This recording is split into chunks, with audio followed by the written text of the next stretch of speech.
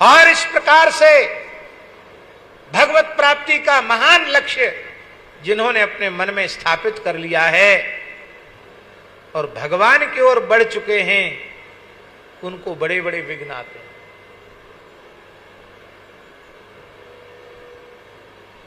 ऊट पटांग जिनका खाना पीना सब कुछ अनियंत्रित है, जो नहीं खाना चाहिए वो खा रहे हैं, जो नहीं पीना चाहिए वो पी रहे हैं, जो नहीं करना चाहिए वो कर रहे हैं, जहां नहीं जाना चाहिए वहां जा रहे हैं। एकदम राक्षस से भी गया बीता जीवन है।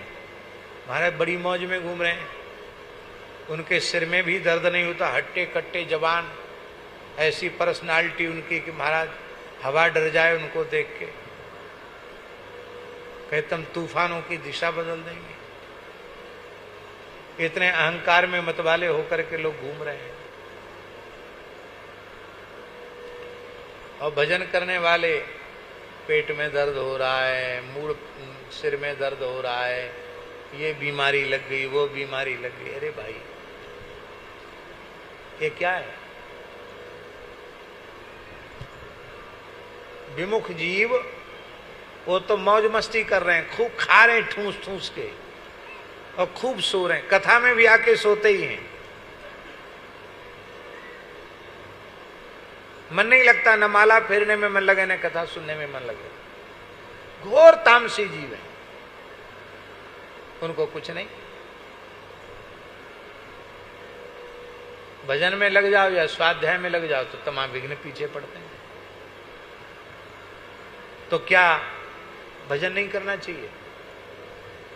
क्या स्वाध्याय नहीं करना चाहिए?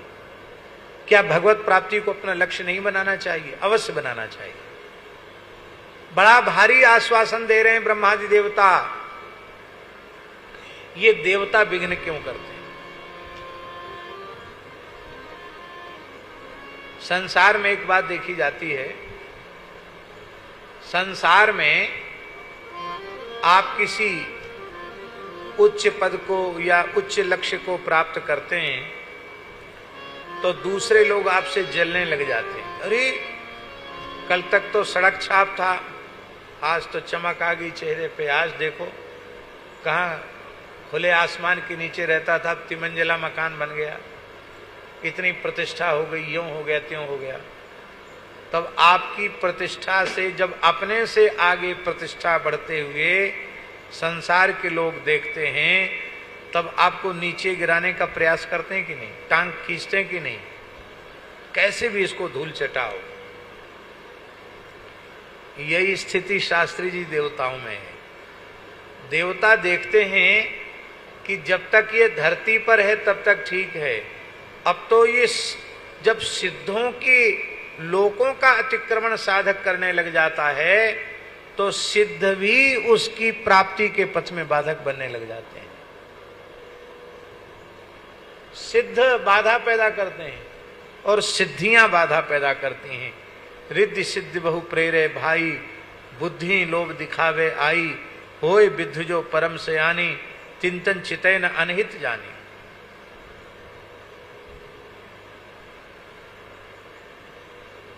पर सिद्धों की सिद्धियों के लालच में भी नहीं आता तो देवता कहते हैं हम हमारे अंटा के नीचे तो आना पड़ेगा। इंद्री द्वार झरोखे नाना, तहता सुर बैठे कर थाना, आवत देखें विषय व्यारी, तुरत ही दही कपाट गुहारी।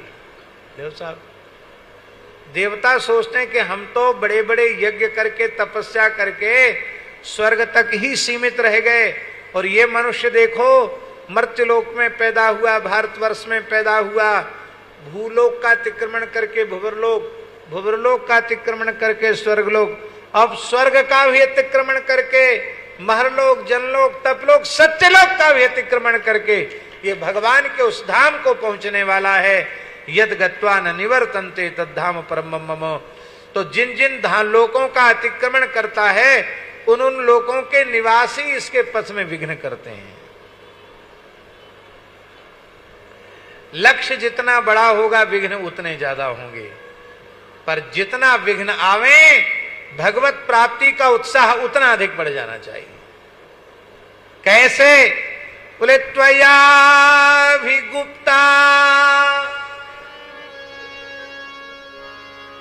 विचरन्ति निर्भया विनायका निकपमूर्ध सुप्रभो। जो जीव आपकी प्राप्ति को लक्ष्य बना करके चल पड़ता है आपकी प्राप्ति के पथ पर, वह पद पद पर आपके द्वारा ही सुरक्षित होता है।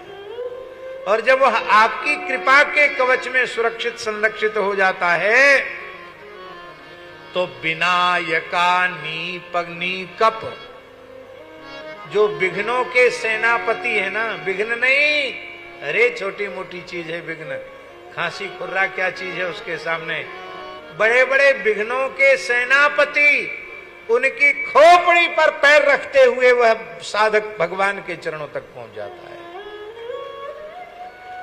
भगवान की प्राप्ति का महालक्ष्य जिसने स्वीकार कर लिया है, उसके जीवन में कोई बाधा नहीं आ सकती, क्योंकि चाहे जितनी विघ्न बाधा आवे उसका उत्साह कभी कम होता नहीं है। उसके मन में तो एक ही बात होती है कि हमें तो इस जीवन में केवल भगवान की प्राप्ति करनी है और हमें कुछ भी नहीं करना। जय जय श्री राधे